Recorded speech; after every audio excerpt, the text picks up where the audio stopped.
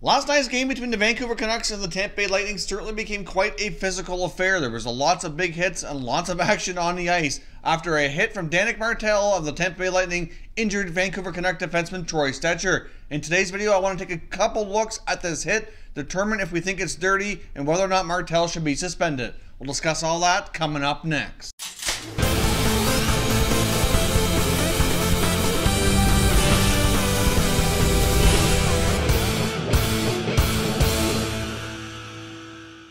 Hey everyone, and welcome back to another video here at Top Shelf Hockey. If you're new to the channel, thanks for stopping by. We review and discuss all 31 NHL teams, so if you're a huge hockey fan, consider subscribing and clicking the bell so you don't miss anything. So as I mentioned off the top, the game last night between the Lightning and the Canucks certainly turned into quite a chippy affair with all kinds of action and a very physical confrontations and battles going on the ice last night. There was multiple situations on the ice that certainly ended up with a lot of scrums and some fights, but the biggest thing of the night that I wanted to discuss here today was the hit from Danick Martel of the Tampa Bay Lightning on Vancouver Canuck defenseman Trot Stetcher. Now, if you didn't have a chance to watch the game or if you haven't caught any of the highlights, here is a quick look here from a couple different angles at the hit I'm referring to.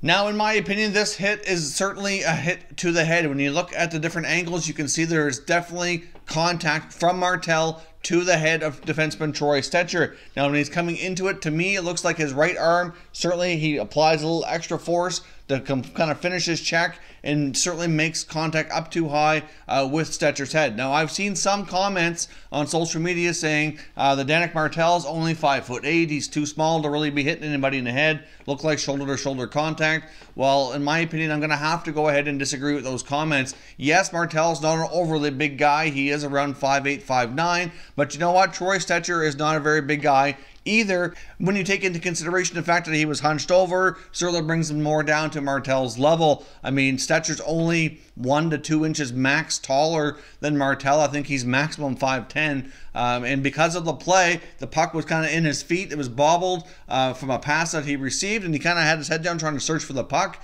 And you know what? I understand you can't really have your head down. If you have your head down either in the neutral zone coming across the blue line, anything like that, you probably should expect to get hit.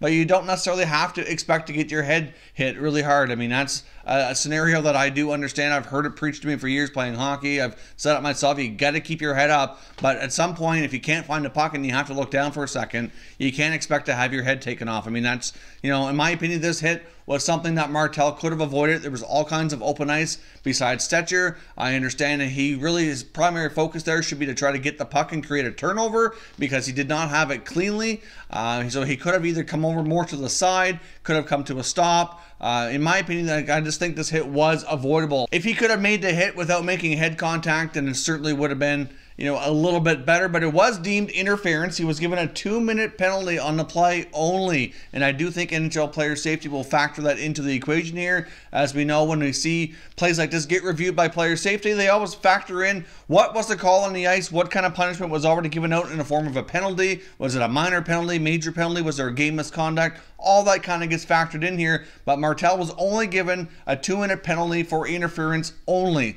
So therefore, I do highly suspect between that and the fact that there was contact with the head, at least in my opinion, based on these views that I have of the hit that I showed here a few minutes ago, I personally think that it's pretty clear that there is head contact. Now, of course, as I've said in many other videos where we discuss certain hits and suspensions and whatnot, NHL Player Safety can be unpredictable and hard to predict how they're going to handle things here, but I would fully suspect at the very least he will get a hearing, and I will be surprised if there isn't at least some kind of small suspension. Now, Danick Martel only has a handful of NHL games to his experience here. He doesn't have any kind of history or anything like that. So I would not suspect that the punishment would be severe, at least not too severe. Certainly nothing there for a repeat offender or anything of that nature. But to get at least a couple of games for this hit certainly is something that I think is justified. As of the time that I'm recording this video here on Wednesday morning, NHL Player Safety has not released any information to indicate if they're going to be hearing or how they're going to be proceeding with that. So I'll update the comment section here once that has been determined, and we can continue the conversation there like we always do once the results come in from these plays.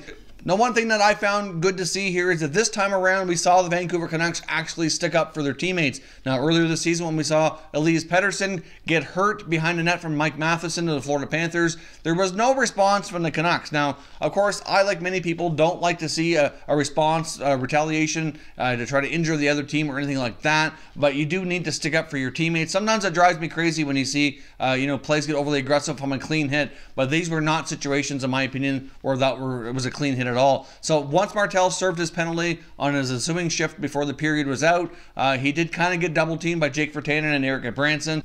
Within that situation as well, there was a scenario where defenseman Erik Gudbranson of the Canucks got a pretty decent cheap shot punch in at Martel. Again, something like that, I'm not sure that would be see a suspension for, but I would not be surprised if there is some kind of hearing for Gudbranson as well, and perhaps a fine. I would not be shocked to see some sort of supplementary discipline, but again, like I've said before, I do find player safety hard to predict, so not sure how they're going to handle that, but I would not be surprised from the Vancouver side to see that addressed as well. Now, of course, after that shift, basically Martel was double teamed there by Gudbranson and Virtanen, basically trying to get a little retribution for the injury on their own teammate there.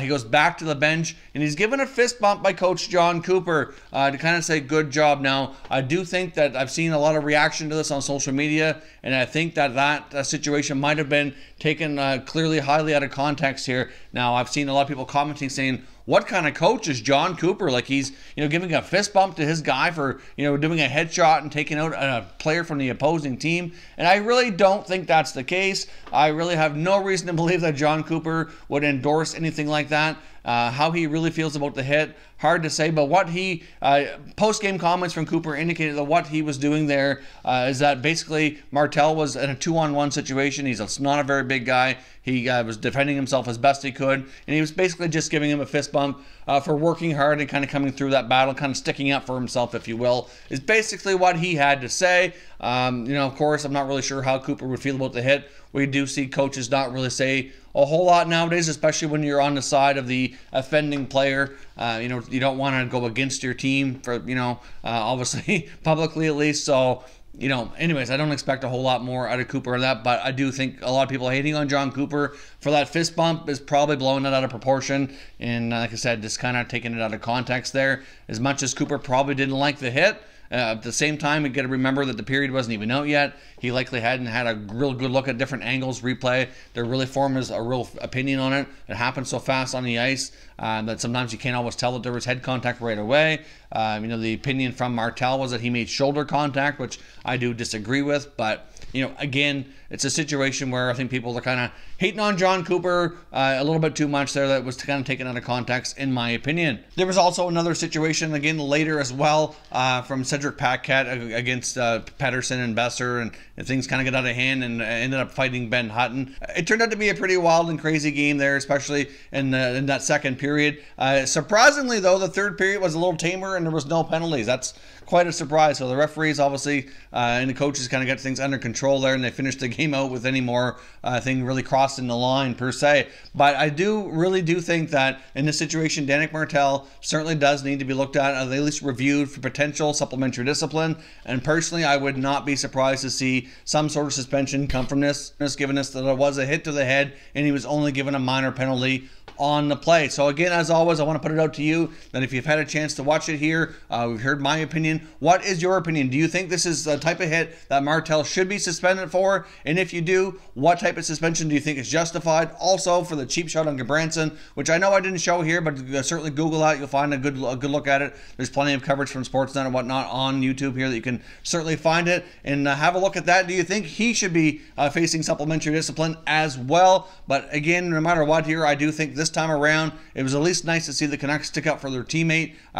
Whereas last time, except when Pettersson was hurt, he really had no response. So, you know, again, it's just nice to see them kind of come together as a team, in my opinion. So again, once we have further updates here from Player Safety, if there's going to be a hearing or once they announce a ruling or not, we'll update the comment section and we can continue that conversation.